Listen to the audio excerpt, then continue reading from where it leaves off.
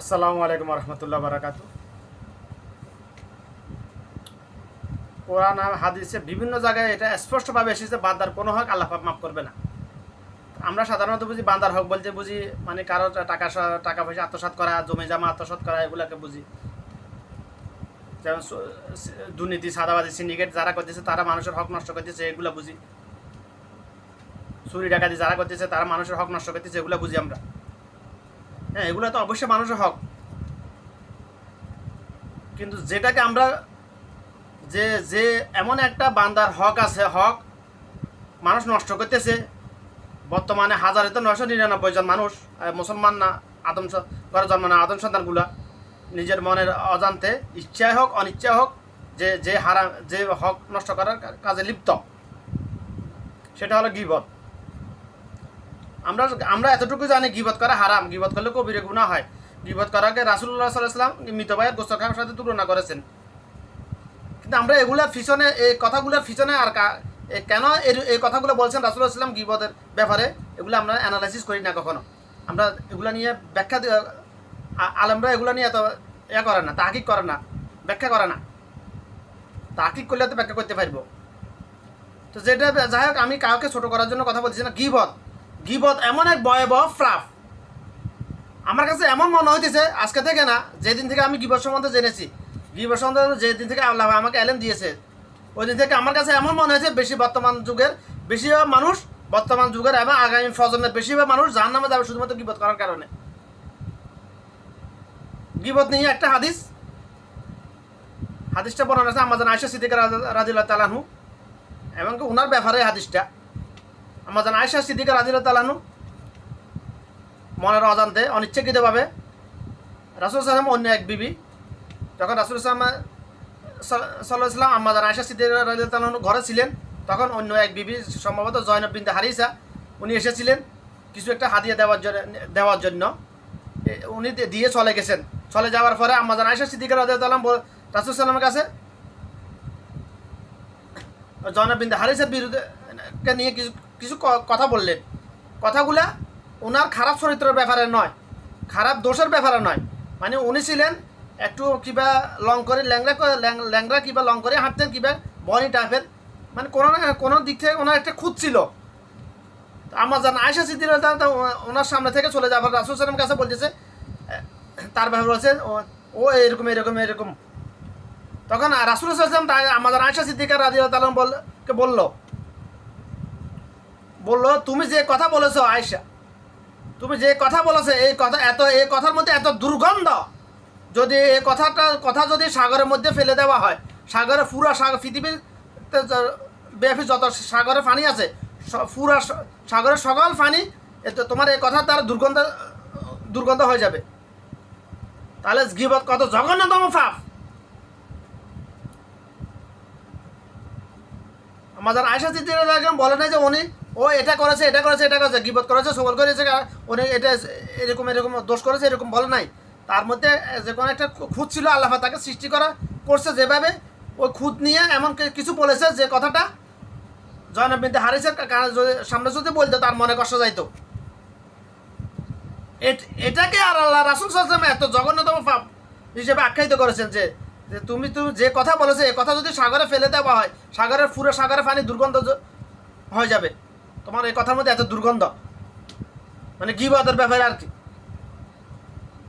তা আমরা গীবতকে আমরা গুনাহ মনে করতেছি না ভাই।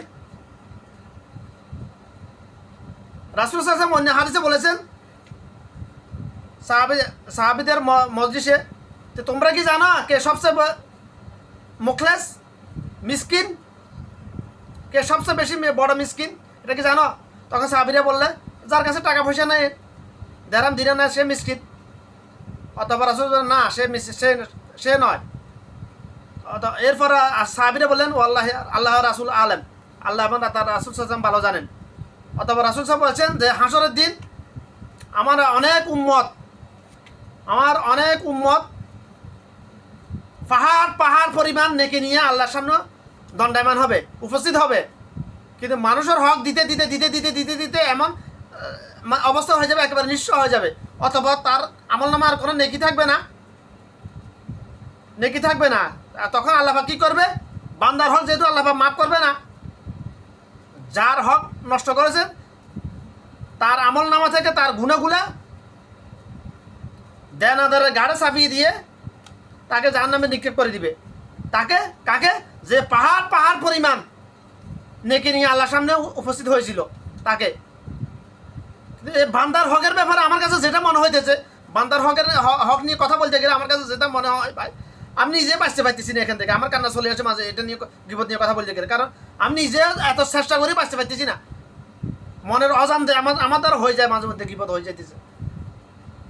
মানে গীবত করার কারণে বেশিরভাগ মানুষ জাহান্নামে যাবে আমার কাছে এমন মনে হইতেছে। বিভিন্ন হাদিসের সারাংশ বলতেছে, তাফসির বিভিন্ন হাদিসের তাহকিক তাফসির এক জায়গায় এনে যেটা বুঝতে পারলাম আমি, যেহেতু গীবত করা বান্দার হক, আল্লাহ পাক বলছে বান্দার কোনো হক আমি মাফ করবো না। একজন মানুষ কেন গীবত করার জন্য, গীবত করার উসিলায় বেশিরভাগ মানুষ জাহান্নামে যাবে আমি বলতেছি না, এটা রাসূল সাল্লাল্লাহু আলাইহি ওয়াসাল্লাম বলছে ডাইরেক্ট।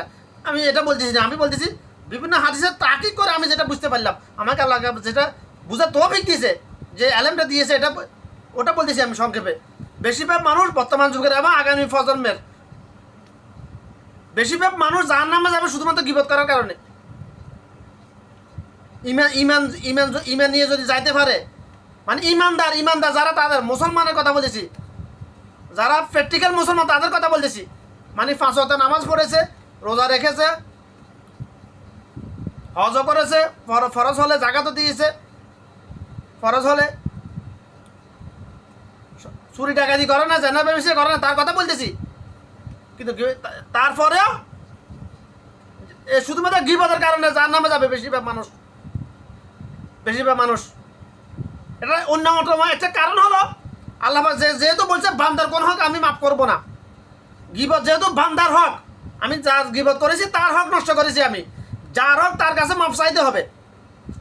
এবং আমরা তো গীবত করাটাকে এটা মানুষের হকে মনে করি না, হারামে মনে করতেছি না। গীবত করা এখন ফান্তাবাদ হয়ে গেছে আমাদের জন্য, চা নাস্তা হয়ে গেছে। গীবত করা বর্তমান যুগের মানুষের জন্য চা নাস্তা হয়ে গেছে। চা খাইতেছে, গীবত করতেছে, সিগারেট টান দিয়েছে, গীবত করতেছে, বাস এরকম হয়ে গেছে। বাস্তবতা যেটা বলতেছি আমি, যেটা দেখতেছি আমি। কিন্তু আফসোস, এই গীবত করার কারণে বেশিরভাগ মানুষ জাহান্নামে যাবে।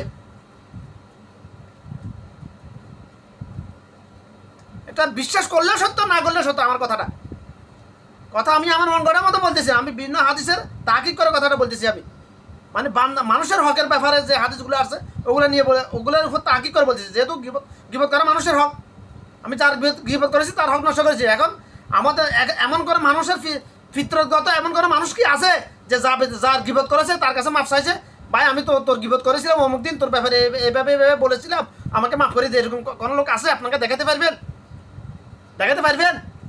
আমি তো দেখি না আমার লাইফে কখনো। হ্যাঁ, আমি এরকম করেছি, অনেকের সাথে আমি এরকম করেছি। আমার মনের অজান্তে ইচ্ছা অনিচ্ছা গীবত হয়ে গেছে, পরবর্তী আমি তাকে বলছি ভাই এই ব্যাপার তোর ব্যাপার আমি মন্তব্য করেছিলাম।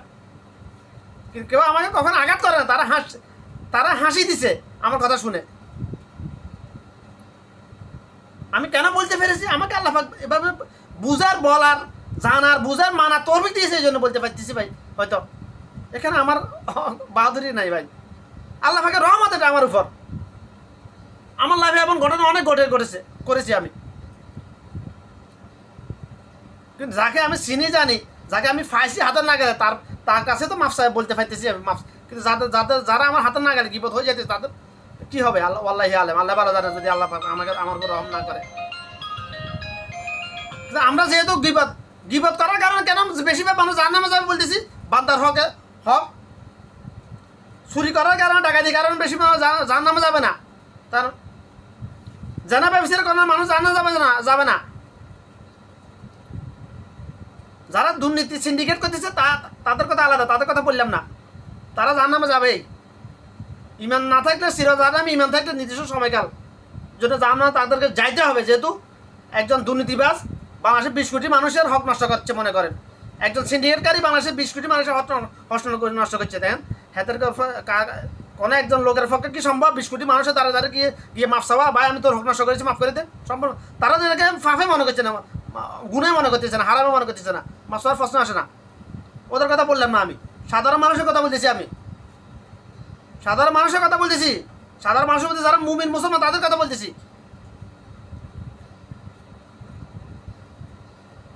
আল্লাহ রাসূল সাল্লাল্লাহু আলাইহি ওয়াসাল্লাম কেন বলছেন যে দুনিয়াতে, এই দুনিয়ার বুকে আল্লাহ তাআলার কাছে সবচেয়ে নিকৃষ্ট জায়গা হলো বাজার, সবচেয়ে উৎকৃষ্ট জায়গা হলো মসজিদ।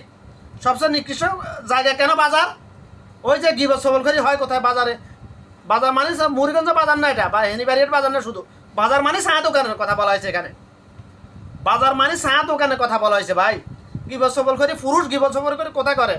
চা দোকানে বসেই তো। গীবতের ভয়াবহ জঘন্যতম পাপ। আমি গত প্রায় 2 বছর আগে একটা কবর খুঁজতে গিয়ে আমি গীবত নিয়ে কথা বলছি। আমি অন্য কোনো বিষয় আমার মাথায় আর আসে নাই তখন, শুধু গীবত নিয়ে আসছে। আমার গীবত নিয়ে কথা বলছি আমি। ওখানে একটা কবর খুঁজতেছিলাম, ওখানে কবর খুঁড়া আমার শখ, এটা নেশা, এটা ফ্যাশন না, নেশা কবর খুঁড়া। আমি খুঁড়ছি এই পর্যন্ত 25-30টা কবর খুঁড়ো হয়েছে আমার। যেহেতু দেশের বাইরে বিগত প্রায় 12 বছর বিভিন্ন এলাকাতে ছিল নাই, এই জন্য নাহলে এতদিনে 17 উপরে চলে যেত। তো ওইদিকে গেলাম না। তো গীবত করার কারণে, গীবত কত যখন আমরা শুধু গীবত সম্বন্ধে এটাই জানি, গীবত করা হারাম, গীবত করা কবিরা গুনাহ, গীবত করা আর মৃত ভাইয়ের গোস্ত খাওয়া একে সমান কথা। আরে মুসলমান শুয়ার গোস্ত, কুত্তুর গোস্ত সাজতেছে না, সিগারেট, গাঞ্জা, মদ এগুলো সাজতেছে না। মৃত ভাইয়ের গোস্ত খাইলে কী হবে? ওটা তো বাদ, ওটা অপশনাল, ওটা নিয়ে কথা বললাম না আমি। কিন্তু গীবত যেহেতু বান্দার হক, যেহেতু আল্লাহ বলছে যার হক তার কাছে মাফ চাইতে হবে।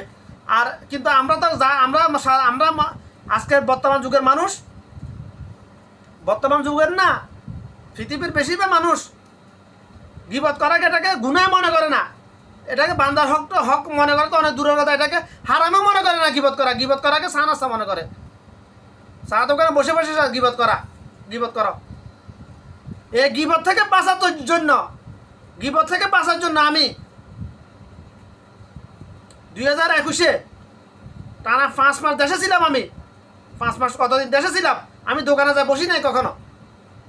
আমি এখান থেকে নিয়ত করে গেছি, আল্লাহ গীবত থেকে বাঁচতে হলে তো অন্য কোনো উপায় নাই, আমাকে বাজারে মানুষের সাথে মিশা যাবে না, বসি নাই। কিন্তু যারা গীবত করে সবলখড়ির মধ্যে লিপ্ত, তারা আমাকে নিয়ে মিথ্যা অপবাদ দিছে কি আমি চা দোকানে মানুষকে চা নাস্তা করানো লাগবে, এই জন্য দোকানে যাই না, খরচা দোকানে যায় না। ওটা ছিল আমার উপর মিথ্যা অপবাদ। আল্লাহ যারা এই অপবাদগুলো দিছে তাদের কি হবে? মিথ্যা অপবাদ দেওয়া, দিকে গীবতের সাথে আরও জঘন্যতম পাপ। ওদিকে গেলাম না, শুধু গীবতের কথা বললাম। আমি বলছি গীবতের ভয়ে, গীবত থেকে বাঁচার জন্য। কারণ আমি যদি দোকানে যাই, ওখানে 2 জন আমার পরিচিত সবাই তো এলাকার পরিচিত, 2 জন গীবত করতেছে, আমিও সুর মিলে দিলাম ওদের সাথে, আমি অংশীদার হয়ে গেলাম। এই জন্য হক্কানা আলেমদের পরামর্শ হলো, আপনি তো পুরুষ তো দোকানে যাইতে হবে কেনাকাটার জন্য। দোকানে যাবেন শুধুমাত্র এতটুকু, দোকানের সামনে গিয়ে দোকানদারকে বলবেন আমার এই জিনিসগুলো দাও। দোকানদার ওগুলো দিলে, টাকা দিলেন, সাথে সাথে চলে আসতে হবে। এটাই হলো সবার পরামর্শ। আমার পরামর্শ এটা। কারণ গীবতের কারণে শুধু এই ভয়, আমার কাছে এই ভয়টা হয় শুধুমাত্র, অন্য আর কোনো ভয় হয় না বর্তমানে। কারণ আমি আমার জন্ম থেকে এই পর্যন্ত আমি কখনো কোনো মানুষের হক নষ্ট করি নাই। টাকা পয়সার ব্যাপারে যদি আসে মানুষের হক, আমি আমার জীবনে কখনো একটি পয়সা কারো হক নষ্ট করি নাই। এটা আল্লাহকে সাক্ষী রেখে আমি গ্যারান্টি দিয়ে বলতে পারবো। আমি এমন লোক পৃথিবীতে খুব রেয়ার। নিজেকে নিয়ে পাবলিসিটি করার জন্য বলতেছি না, কিন্তু আমার ভয় হয় গীবত নিয়ে। যদি আল্লাহ কোনো মানুষের গীবত করে ফেলেছি, যদি ধরে ফেলে আল্লাহ পাক আমাকে, আল্লাহ তো অবশ্যই ধরবে। যদি আমার যদি আমল নামা থেকে নেকি দিয়ে যদি আমার নেকির পাল্লা হালকা হয়ে যায়, এই ভয়টা আমার কাছে লাগে সবসময় ভাই। এই ভয়টা আমার কাছে লাগে ভাই। কি করবো, বাঁচতে পারতেছি না। গীবত থেকে বাঁচতে হলে রাসূল সাল্লাল্লাহু আলাইহি ওয়াসাল্লাম যে হাদিসে যে কথাটা বলেছেন 1500 বছর আগে, যে কিয়ামতের পূর্বে এমন সময় আসবে, আমার মুমিন উম্মত তার ঈমান ধরে রাখার জন্য, ঈমানের উপর অটল থাকার জন্য পাহাড়ে সুরে চলে যাবে, জঙ্গলে চলে যাবে, পাহাড়ে সুরে চলে যাবে, সাথে সঙ্গী হিসেবে নিয়ে যাবে শুধুমাত্র বকরি, মানে সম্বল হিসেবে বকরি নিয়ে যাবে, শুধু আর কিছু নিয়ে যাবে না। ওই সময় ওটা হচ্ছে কিয়ামতের আলামত। রাসূল সাল্লাল্লাহু আলাইহি ওয়াসাল্লাম, এটা কিয়ামতের আলামতটা শুরু হয়ে গেছে বিগত অনেক বছর আগে থেকে বাংলাদেশে। ওই আলামতটা শুরু হয়েছে কে আমাদের বড় বড় যে আলামতগুলা কে আমাদের নিকটবর্তী যে বড় বড় এগুলো সবগুলো বাংলাদেশ থেকে শুরু হইতেছে। অনেক প্রমাণ আছে, কয়টা লাগবে? সবগুলো বাংলাদেশ থেকে শুরু হইতেছে।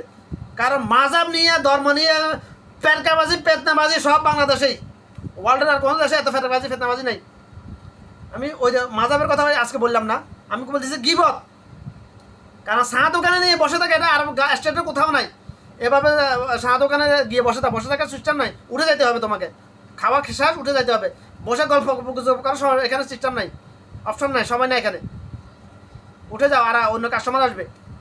বাংলাদেশের মধ্যে সিস্টেম টিভি চালিয়ে দিবে, কাস্টমার ধরে রাখা, কাস্টমার আসার জন্য টিভি চালাই দিবে, সিনেমা নাটক চালাই দিবে, অর্ধ উলঙ্গ নাচ গান চালাই দিবে। এরকম সিস্টেম আরব দেশে কোথাও নাই।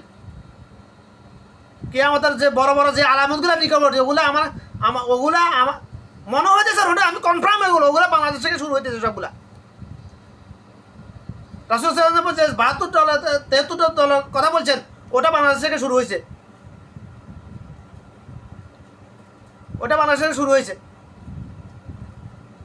আর গীবতের নিয়ে কথা বলতে গেলে ভাই আমার কান্না চলে আসে ভাই। আমি নিজে বাঁচতে পারতেছি না।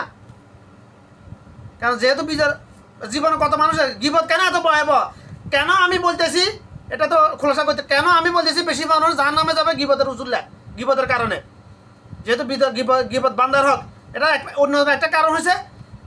গীবতকে আমরা এটা গুনাহ মনে করি না, মানুষের হক তো মনে করা তো অনেক দূরের কথা, এটাকে আমরা হারামও মনে করতেছি না।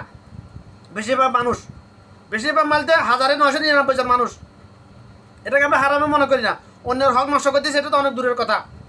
যেহেতু আমরা এটাকে গুনাহ মনে করি না, হারামে মনে করি না, অন্যের হকে মনে করতেছি না, তো মাপ চাওয়ার তো প্রশ্ন আসে না। আর মাপ কেন চাবো আমরা? এটাকে গুনাহ, পাপ, এটা যে পাপ মনে করলে তো মাপ চাবো আল্লাহর কাছে দোয়া করবো, আল্লাহ আমাকে এটা থেকে হেফাজত করো।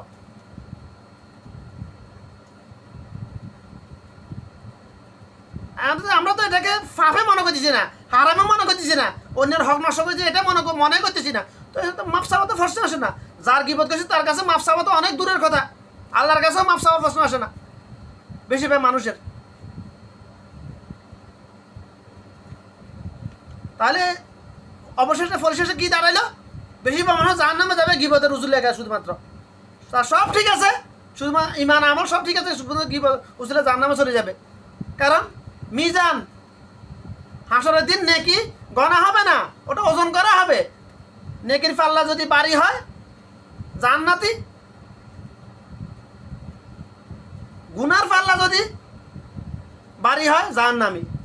এখন আমি নেকি নিয়ে উঠেছি, মনে করেন 1 মিলিয়ন নেকি নিয়ে উঠেছি, কিন্তু আমার 1 মিলিয়ন নেকি, কিন্তু আমার গুণও আছে এখানে 1 মিলিয়ন থেকে কিছুটা কম মনে করেন।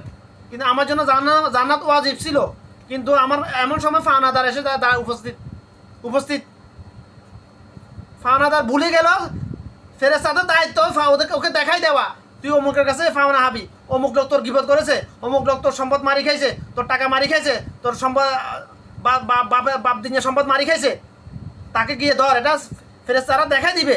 যদি কেউ ভুলেও যায়, ভুলবে না, ভুলে গেলেও ফেরেশতারা দেখায়, এটা ফেরেশতার দায়িত্ব। ওই কাজ করার জন্য অনেক ফেরেশতা আল্লাহ নিযুক্ত করে রেখেছেন। কারণ আল্লাহ রাসূল সাল্লাম বলছে যে দুনিয়াতে যদি কোনো একটা শিংওয়ালা বকরি ছাগল, যদি শিং নাইওয়ালা একটা ছাগলকে যদি গুঁতো মারে, আল্লাহ পাক হাসরের দিন ওই শিং নাইওয়ালা যে ছাগল যেটি দুনিয়াতে শিং নাইওয়ালা ছিল, ওকে শিং লাগাই দিবে, উঠে দিবে মাথায়। আর যেটা শিংওয়ালা ছিল ওটার মাথায় শিং থাকবে না, ওটাকে শিং উঠে দিয়ে বলবে এটাকে গুঁতা মার, তোকে যে কয়টা গুঁতা মেরেছিল গুঁতাগুলো মেরে তোর হক আদায় করে নে, বুঝে নে। অতঃপর ওদেরকে মাটির সাথে মিশিয়ে ফেলবে।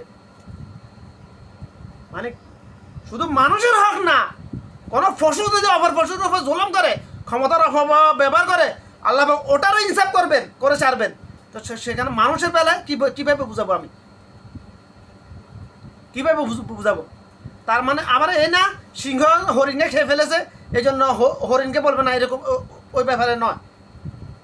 স্বজাতির ব্যাপারে আসছে। কোনো একটা গরু যদি সবল গরু যদি দুর্বল গরুকে গুঁতে মারে, ওটাও আল্লাহ পাক বরাবর করবেন, উসুল করবেন। ওকে দিয়া ওর হক আদায় করে নেবেন, অথবা তাদেরকে মাঝির সাথে মিশে যাওয়ার জন্য বলবেন। তাহলে বান্দার হকের ব্যাপারে কীভাবে বুঝবেন আপনারা? কীভাবে কি মনে করতেছেন আপনারা যে যারা গিবত করতেছেন কে না করতেছেন? সবাই গিবতের মধ্যে লিপ্ত ভাই, সবাই লিপ্ত। 1999 জন আমার গিবতে লিপ্ত ভাই। বলে আমি তুই লিপ্ত না? হ্যাঁ, আমি নিজেও মনের অজান্তে জড়িত হয়ে যাচ্ছি, কিন্তু আফসোস দুঃখ লাগে, কিন্তু তার জন্য আল্লাহর কাছে দোয়া করতেছি ভাই, সর্বোচ্চ চেষ্টা করতেছি এগুলো থেকে বেঁচে থাকার জন্য। আমি সর্বোচ্চ চেষ্টা করি আমার সামনে কেউ গিবত করলে গিবত থেকে বাঁচার জন্য একটাই উপায়, অনুপস্থিত ব্যক্তির নামে নেবেন না। গিবত থেকে বাঁচার উপায়টা আল্লাহ আমাকে জানাই দিছে।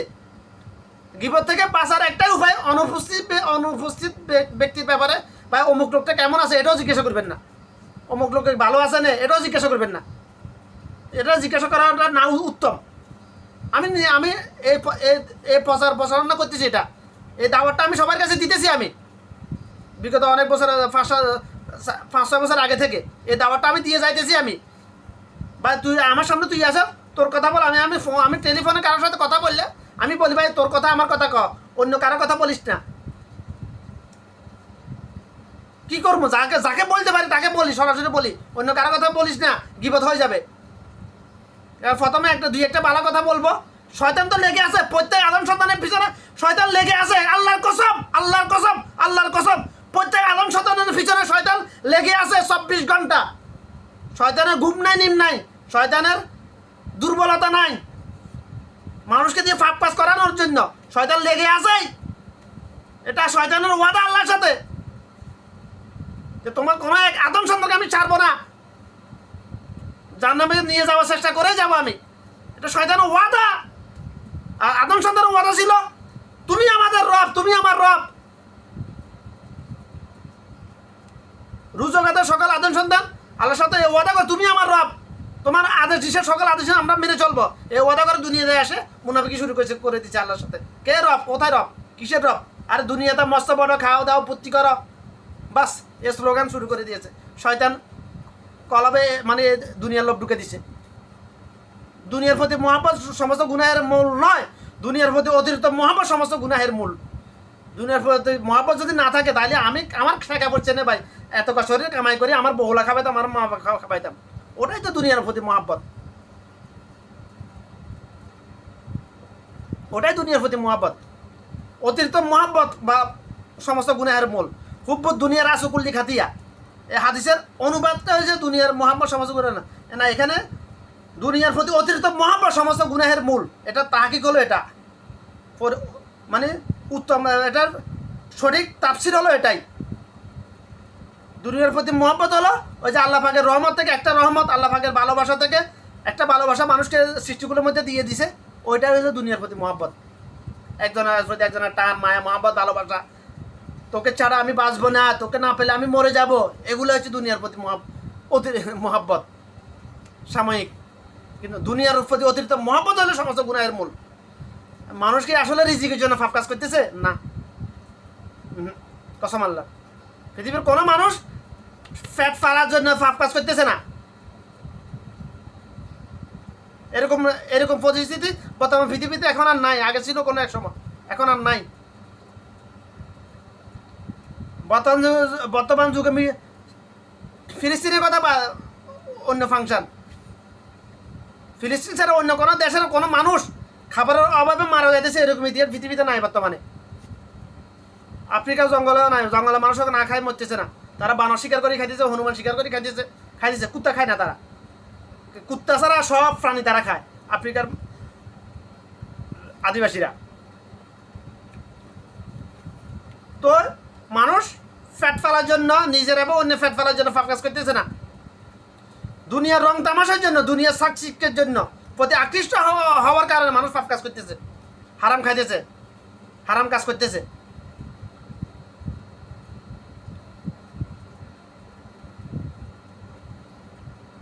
আশা করি আল্লাহ পাক কথাগুলো বোঝার চেষ্টা করবে ইনশাআল্লাহ।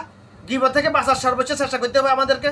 কারণ গীবত করা মানে আমি যে এত কষ্ট করি, অনেক কষ্ট করে নামাজ পড়লাম, রোজা রাখলাম, জিহাদ করলাম, হজ করলাম, জাকাত দিলাম, এগুলা করে যে আমল নেকি কামাইলাম ওই নেকিটা অন্য যার গিবত করছে তাকে দিয়ে দেওয়া।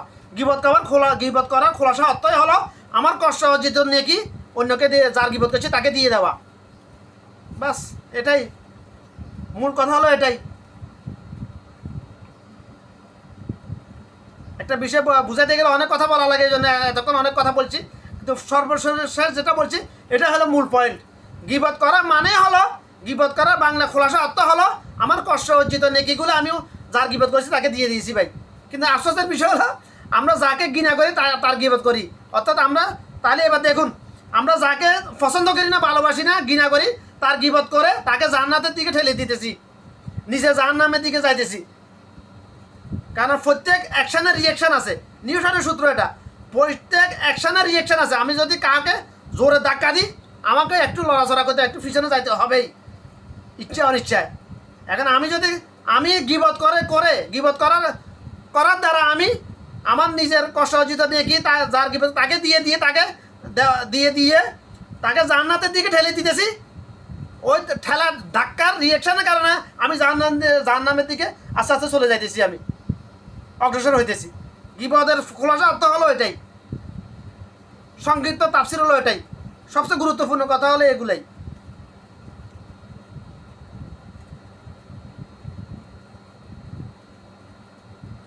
আশা করি কথাগুলো বোঝার চেষ্টা করবে ইনশাল্লাহ।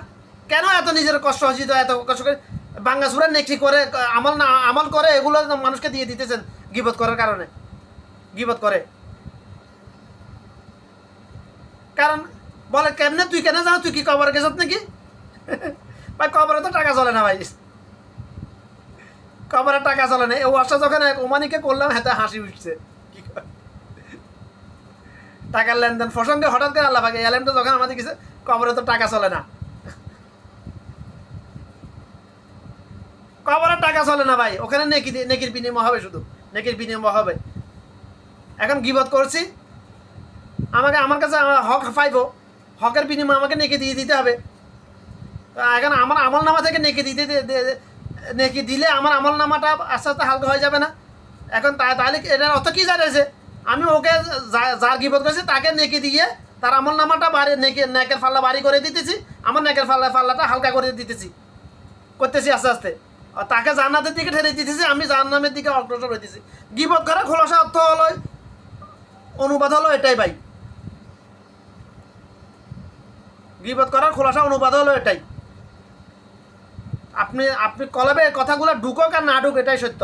আপনি বুঝলেও সত্য, না বুঝলেও সত্য, জানলেও সত্য, না জানলেও সত্য। এটা গিবত করার অর্থ করা মানেই হলো এটা। গিবত করা হারাম, গিবত করা কবিরা গুনাহ, গিবত করা মৃত ভাইয়ের গোস্ত খাওয়া, একই কথা। কথাগুলো আল্লাহ রাসূল সাল্লাল্লাহু আলাইহি ওয়াসাল্লাম বলেছেন, এটা সত্য। গিবত নিয়ে অন্যান্য এবং অন্যান্য অনেকগুলো হাদিস আছে, ওই হাদিসে যে কথাগুলো বলেছে ওগুলোর সারাংশ, ওগুলার মানে সব জায়গায় অর্থ সবগুলো একত্রিত করে তাকিদ করার পর আমি যেটা পাইলাম এটা হলো ওটা সারাংশ হলো এটাই। গিবত করা মানে আমার নিজের কষ্ট অর্জিত নেকি যার গিবত করছি তাকে দিয়ে দিতেছি। এই ভয় আমার সবসময় ভয় হয় এটা, কিন্তু মাঝে মধ্যে আমি আশাবাদী যে আমি তো সর্বোচ্চ চেষ্টা করছি গিবত থেকে বাঁচি থাকার জন্য, কিন্তু বেশিরভাগ মানুষ চেষ্টা করতেছে না। আমার গিবত তো করতেছে অনেক মানুষ, এই জন্য ক্রস ম্যাচিং হয়ে যাবে, হয়তো ব্যালেন্স হয়ে যাবে ইনশাল্লাহ। এই আশা রাখি আল্লাহর কাছে। এই আশা থেকে মাঝে মধ্যে নিজেকে মনকে সান্ত্বনা দিই আর কি করবো, নাহলে ভয় হয় আমার 24 ঘন্টা। কারণ একজন মানুষকে নির্দিষ্ট সময়কাল জাহান্নামে যাওয়ার জন্য শুধুমাত্র একজন মানুষের গিবত করাই যথেষ্ট। আল্লাহি আলেম, আল্লাহ ভালো জানে কি হবে।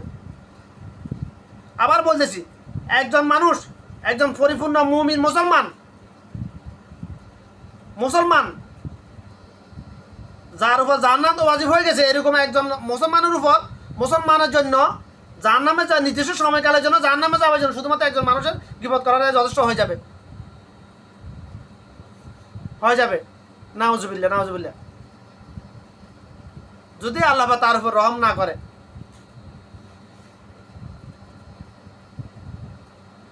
আমাদের নেকির ফাল্লাটা আমাদের হালকা, বেশিরভাগ বদের ফাল্লাটা সবসময় ভারী আমাদের। তো যা টুকটাক বাঙ্গাসুরা যা কামাইতেছি তাও গিবত করার কারণে অন্যকে দিয়ে দিতেছি আমরা অনবরত। তো আমাদের কি অবস্থা হবে ভাই, একটু একটু চিন্তা করেন। পক্কার সইয়া একটু চিন্তা করা তো আমাদের দরকার এটা নিয়ে। পুরুষ আল্লাহ এটার জন্য বাঁচতে হলে কি করতে হবে? ওই যে রাসূল সাল্লাল্লাহু আলাইহি ওয়াসাল্লাম কথাটা মানতে হবে যে সবচেয়ে নিকৃষ্ট জায়গা যেটা বাজারে যাওয়া বন্ধ, কমায় বাজারে গিয়ে বসে থাকা, অযথা আড্ডা মারা, ওটা বন্ধ করতে হবে। মসজিদে বেশিরভাগ সময় কাটানোর চেষ্টা করতে হবে। আর নারীদের জন্য নারীদের গিবত, নারীদের ভাই গিবত, যৌথ পরিবার ধ্বংস হবার মূল কারণটা হলো গিবতে সবল করি ভাই। গিবতের ভয়াবহতা বলতে অল্প সময় যথেষ্ট নয়। যৌথ পরিবার ধ্বংস হওয়ার মূল কারণটা হলো গিবত, নারীয়ে গিবত সবল করি করা। গিবত সবল করি করার কারণে 91 পরিবার পৃথিবীতে এখন বিরল হয়ে গেছে। এটা দিন দিন বাড়তেছে তো, এটা গিবত সবল করি। মানুষের মধ্যে মুনাফিকি বাড়তে বাড়তে তো যখন একেবারে সর্বোচ্চ পর্যায়ে, তখনও তো কেয়ামত হবে ভাই। তো মুনাফিকি না বাড়লে কেয়ামত হবে না। আর কেয়ামত তো পিছনে যাওয়ার অপশন নাই। কেয়ামত সামনের দিকে অগ্রসর হবেই। কত দ্রুত হবে, কত স্লোলি হবে, এটা মুনাফিকের উপর নির্ভর করবে, কিন্তু কাফেরদের উপর নয়।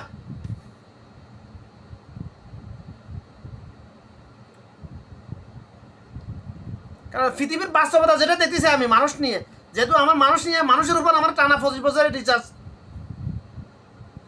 এই জন্য আমি কথাগুলো বলতে ফাইতেছি। আমি প্র্যাকটিক্যালি আমি যা দেখেছি বিগত 25-26 বছর পর্যন্ত, ওটা বলতেছি আমি।